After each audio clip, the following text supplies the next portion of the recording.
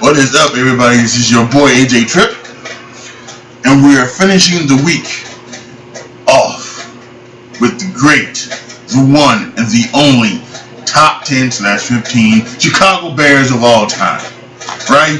So we've had the defensive players on Monday. We've had the wide receivers on Tuesday. We had the running backs on Wednesday. We had the quarterbacks on Thursday, and now here we is on Friday. And now we're doing the top 10 Bears. Getting you ready for this weekend's opening weekend. Last night's game between the Patriots and the Chiefs happened to kick off the season. Excuse me, they're excited there. So now, after another day of great college football tomorrow, Sunday. Oh, glorious Sunday. It's going to be epic. So let's go ahead and let's talk about, the ESPN's even happy about it, right? So now let's go ahead and let's talk about the top 10/15 Bears of all time. What we're going to do here is we're going to just go down the list. I think I originally did this to figure out when Charles Tillman retired, where Charles Tillman would be at on the list of the top Bears of all time. And I had Charles Tillman at 15. So that's why it is 15. So what we'll just do is we'll say the next 5, and then we'll go directly into the top 10.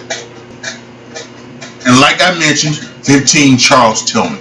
I mean, he was just a masterful at the ball punch. He just was able to somehow punch that ball and get it out, and the guy could have it high and tight, and boom, and it still would come out, and he could have it double hold. There were times when people would hold the ball like this, punch it, and it still would come out. He was amazing at it, and he forced more fumbles than guys like Ray Lewis, and it was just fantastic to watch. I think that there is definitely an opportunity for him to make the Hall of Fame. I don't know if he will or not, but I certainly think there's an opportunity. There is a conversation to have about him making it, and he was great, and it was a pleasure for him to watch. It's one of those things where once again you wish you wish that he wouldn't have gone to another place with a retired Bear. He played retired here in Chicago, but definitely part of the two teams that went to the NFC Championship game. A major part of the team that went to the Super Bowl. He was underrated for the longest time. He didn't start making the Pro Bowls until later in his career, but he should have been making them very, very early. But sometimes, it's all about making the players. It's all about the players and making the players. They keep voting for the same players over and over again most of the time, so they don't look at new blood hardly. But he was awesome. So, and I have him, and I think Charles Tillman is the 15th best Bear in the history of the Chicago Bears franchise. Number 4 is Doug Atkins. Number 81, a pass rushing machine.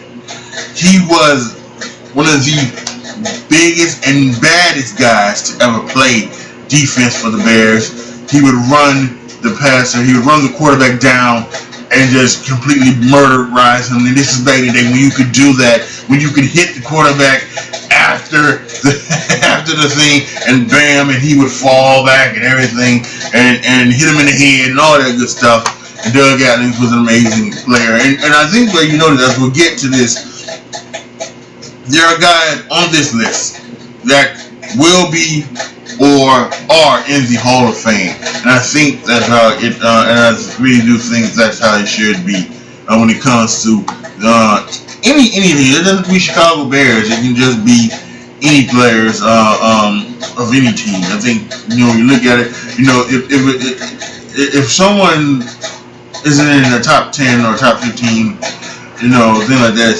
If they are in the Hall of Fame, it's because they will be. Now, maybe for some that's the case. Maybe for like young franchises, like you would maybe say that Mark Brunell for the Jaguars is a top 10 player, and that's because the Jack Fries the Jaguars are a young franchise, and that they are basically still young. They came in '96. We're talking about 22 years now, right? 22 years now being in the league. So, but you're talking about a long-standing, the charter franchise, the Chicago Bears. Yeah, you're gonna have most of these guys are already Hall of Famers, if not going to be Hall of Famers. Doug Atkins is a Hall of Famer, number 14. A guy who's not in the Hall of Fame, but who definitely should be, is Lance Briggs. Now, again, they play a defense where, yes, they, the stuff was funneled to him, and so he was able to make plays and tackles. But you have to be able to make those plays. There are times when the defense is funneled to somebody to make the play, to make the tackle, and they don't do it. And Lance Briggs did it. And for the longest time, in an era where the outside linebacker is in a 3-4 defense is a pass rusher who makes the Pro Bowl, he would make the Pro Bowl. Being in the 4-3 defense. So, and he did that for like 6 or 7 years consecutively. So. And there's no doubt about it. I think Lance Briggs, he's not a first ballot Hall of Famer like his running mate Brian Urlacher is, but he's going to be, without question, I think, a big and bad and son of a you-know-what. And I think he's going to make the Hall of Fame. And it may take him, several years or something like that, but he deserves it and he will make it. And I think I have no ounce of doubt he will. Stephen Michael, talking about another guy who should be in the Hall of Fame. Stephen Michael, he has just as many, if not more, sacks at the D tackle position than Warren Sapp. And Warren Sapp was in the Hall of Fame. Now, of course, Warren Sapp, he was more outfit. He was more of a, believe it or not, if you can believe it or not, he was more of a personality than Stephen Michael is. And that's saying something. Stephen Michael, man. Oh, he's such a personality. Such a personality that after his wrestling career, he went and wrestled for WCW. So it is just like that. And I think there is no doubt about it. And I tried to get a picture of Stephen Michael, and I didn't get a good one. But listen, you know how he looks like, man. The man is a terror on that field, and he was a spot-on badass. And there's no doubt about that. A guy who should be in the Hall of Fame. I believe he's in the College Football Hall of Fame. Should be in the Pro Football Hall of Fame. And if the Bears could retire more numbers, he would be one of those that I would say retire. The Bears can't retire any more numbers, unfortunately. 89 was the last one that they did with Mike Ditka. But I would obviously Urlacher, Hampton, McMichael, Dent. Those would be the four that you should be able to retire. You can't, but we need to do something for Steve. We need to do something for him. So I really wish we could retire the number, but we can't. So we got to try to get him in that Hall of Fame, in that Pro Football Hall of Fame. Fans, write to Canton, write to people, everybody like that, write to the writers and everybody like that who vote. Tell them Stephen Michael deserves to be in the Hall of Fame. Richard Dent, a guy who is in the Hall of Fame. The all-time great stat leaders. His story is amazing. This guy was drafted, in like when there were 12 rounds. He was drafted like in the 11th or 12th round actually. And he didn't have good teeth, and he was a skinny guy and things like that. And that's why he was skinny, because he didn't have teeth, so he couldn't eat and everything like that. And they get his teeth fixed, and then they, get him to eat, and they put on weight, and then he just became a monster. Became one of the most feared pass rushers in NFL history. Over 100 some odd sacks. Just a dominant player on the D line. Just a terrific passer. And now, the thing they say about most pass rushers is that you don't stop. You didn't stop the run. You didn't play the run. Well, that's not his job to play the run. If he plays the run, good. But that's his job is to go get that quarterback and put him on his ass. And that's what he did, without question. One of the best to ever do it, Richard Dent, number 11 on the list.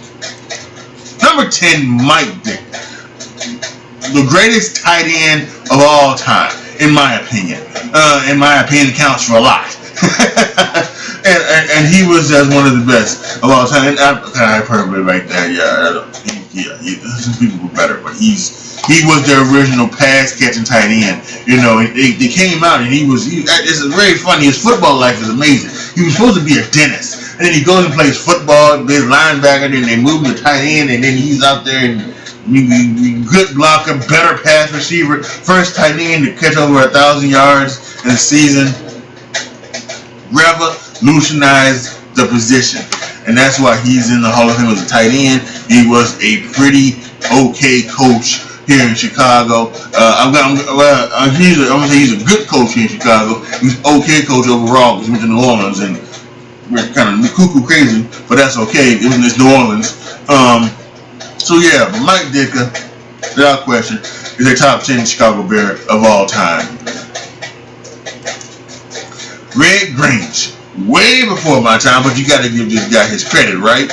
You know, so without question, I think Red Grange deserves to be on this list. He's number 9. Number 8, Dan Hampton. I don't have a lot to say about Red Grange. I didn't watch him and I didn't play, but you hear all the good things about Red Grange. So Dan Hampton is it's one of those things where you know you just wish that he could have gone on, but I think his knees were just shot by 1990, and he just had to retire. But you want to talk about someone, as you can see, defensive tackle, defensive end. He played both. He played both. So goodness and so greatness and so goodness and so greatness. I don't know why I'm talking when I'm not speaking English. I should. I may do it. I'm not sure, but I may do it. You may see it. You may see it. So whatever. I'm doing a pause. Maybe I'm gonna put it in here. English, motherfucker. Do you speak it? We'll see. But he was just terrific from both spots on the field, and it was just a shame to see him end his career like he did with the, you know, and then also in the game in New York, the Giants, and you know that was his last game, and it took him a while to get into the Hall of Fame, but I think he totally deserved it. And there's, you know, and I know sometimes Hall of Famers don't like to put,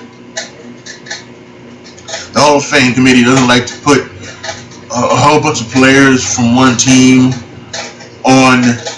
in the Hall of Fame, but listen, Jay Hilgenberg deserves it, Jimbo Covert deserves it, Steve McMichael deserves it. They all three deserve to be in the Hall of Fame from off that 85 Bears team and mid-80s Bears teams, mid to late 80s Bears teams. They deserve it. They were just so dominant as players. And Dan Hampton got his wish. He got in, but you didn't get in, so more needs to get into. So Dan Hampton is number 8 on the all-time Chicago Bears list. Number 7 is Mike Singletary. And I'm not sure what is up because I listen to a lot of Chicago sports radio, and I have for like the past, you know, 16 years or something like that. And there seems to be like this big thing against Mike Singletary, and I don't know sure why. I'm not sure why. It very seems to be unfair and unwarranted. Now maybe Mike Singletary gets, you know, maybe he got, you know, a lot of undue fanfare because of the eyes and everything like that. But he was still a great player. He was still a Hall of Fame player. Still one of the best middle linebackers to ever play the game.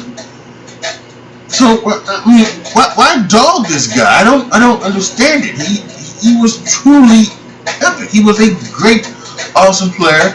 And maybe for that 85 season, and it's a season that I was 3 years old. I don't remember a lot of it. I remember some of it. I don't remember a lot of it. But yeah, maybe the 85 season, he was maybe the 7th or 8th best player on that team. But throughout his career, he was the most dominant player on that team. Yes, and he had those 4 guys up front. He had Hampton and Dent and McMichael and Perry and others that slaved the way for him. And he had Wilson and Marshall on the side of him for a few years that played well. But man, he was still great. He was still dominant.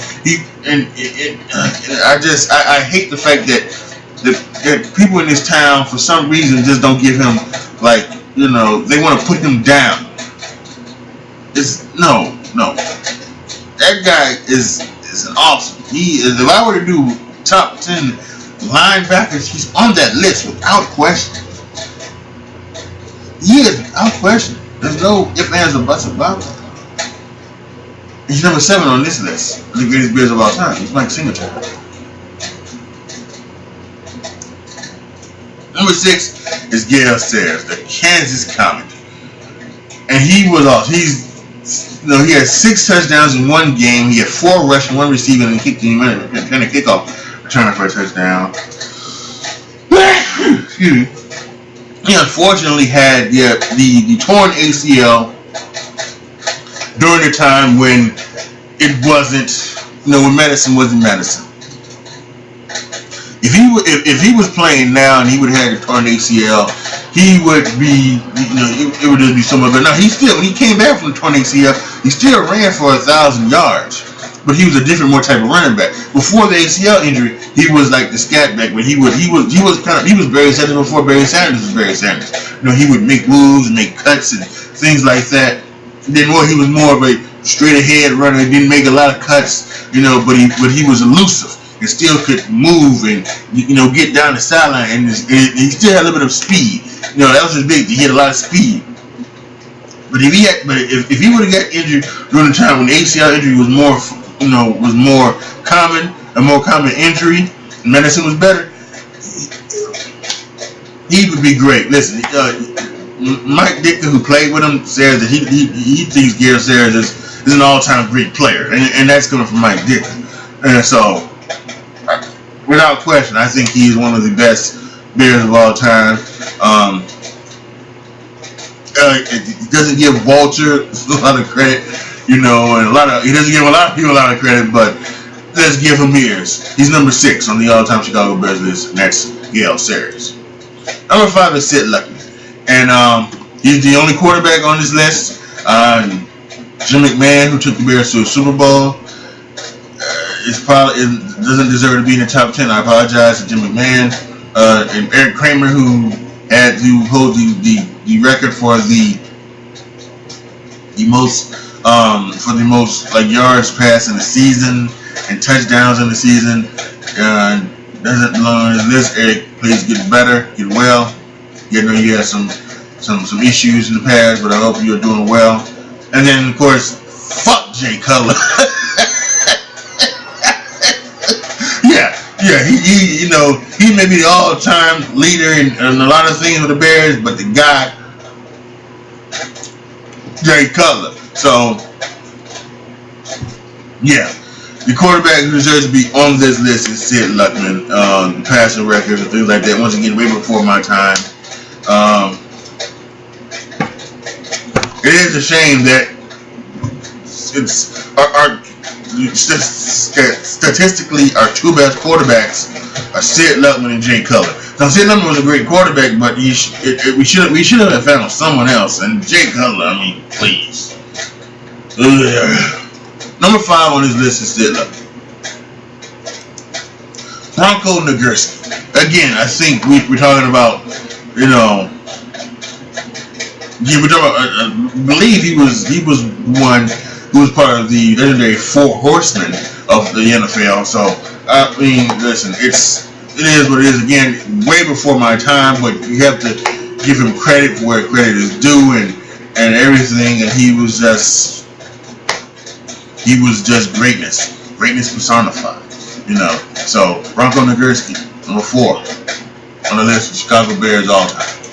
3 is Brian Urlacher. Listen, there's no doubt about this. He was tremendous, and I have a video detailing Brian Urlacher versus Ray Lewis that I'll put up here and tell you why Brian Urlacher is better than Ray Lewis and why Brian Urlacher is, again, if I were to do a linebackers list, Brian Urlacher is probably going to be, he's going to be before Ray Lewis, and I'd be willing to say he's probably number 3 on that list as well, behind Lawrence Taylor and Dick Butkus. So I have to do the entire list, and I'm going to do that one day. I just did defensive players, but I will on one day. I will do safeties, cornerbacks, linebackers, and defensive linemen, and I'll do and tight ends. Those are the positions that I didn't do. Also kickers and punters, but maybe I may do this new top 10 special teams or something like that. So whatever. But Brian Urlacher, listen. Here's my theme for Brian Urlacher. He was like maybe the fastest linebacker to ever play this game. From sideline to sideline, he could get you. Start in the middle and you get you and just go bam. Get you that sideline and stop your cold. He could cover, he could run. He was perfect for the Tampa 2.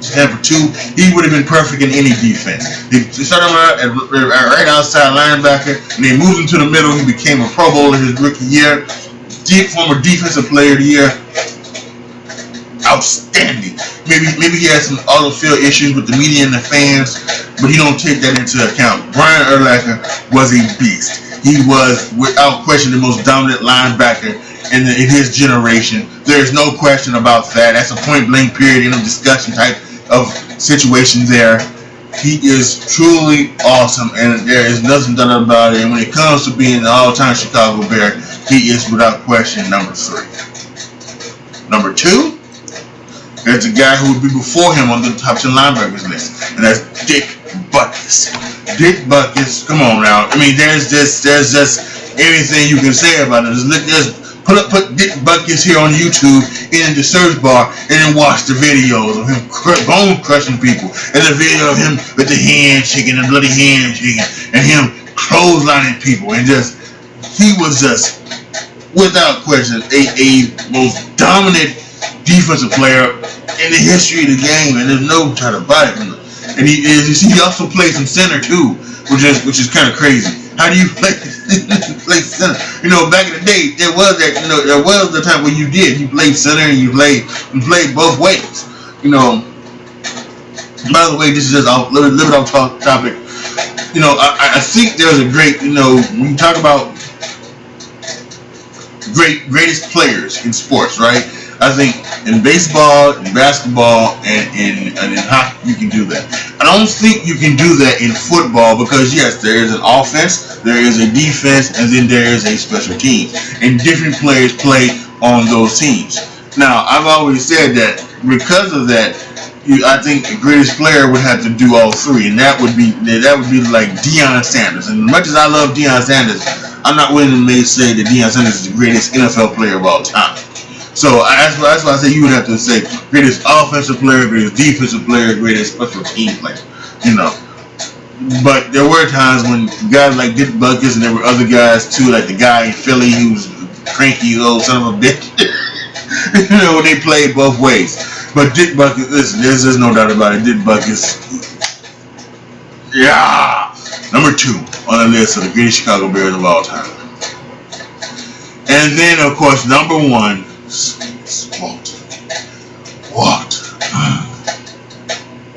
What else can you say? He's the greatest running back of all time. He would probably be, he would fight for number 1 on the greatest offensive players list of all time. Fight Jerry Rice for that. Again, I say what I said in the running backs video. He could run, he could block, he could throw, he could catch, he could do it all. He could return kicks. He could everything. He did everything, and he did everything well. He did everything not well. He did everything great. Excellent. This is only one game by sprained ankle in his career, and still was the best to ever do it. The all-time, just the all-time great player, all-time better man. And again, we lost him way too soon, and it's so unfortunate that he is gone right now. I'm sure he would love to see where the game. No, actually, I think he would actually hate to see the fact where the running back position is gone. The running back position isn't what it was when he was playing. The running back position has now become a almost a shared thing. There isn't too many players that are bell cows in this league. And even like Andrew Peterson, who is a bell cow, like now it's he's now in New Orleans where he's gonna share time with Mark Ingram, and I don't understand. I don't know like what they plan on doing. I don't know if they're gonna just like put Mark Ingram to the side, and Mark Ingram had a pretty good year last year. Are they gonna put Mark Ingram to the side and let Adrian Peterson run, or they just not? Because Adrian Peterson's gonna still be great, I think. You know, after being out, once again he was out with an injury last year, so he's gonna. And Adrian Peterson is Purple Jesus, and now he's Gold Jesus, and it's just Jesus with a football helmet, and he's just gonna, he's gonna be running people over and making cuts and everything. He's gonna be. So I don't know what's gonna happen. That's neither here nor there. Walter Payton, just. Only you can say is GOAT. Truly the GOAT. And he is the #1 Chicago Bear in the history of the Chicago Bear franchise. That is it for that. So if you have any comments, make sure you post them down below. Like the video, share the video, subscribe to my channel. And if you hadn't noticed, throughout this video, there have been other videos that have been put up in that corner. My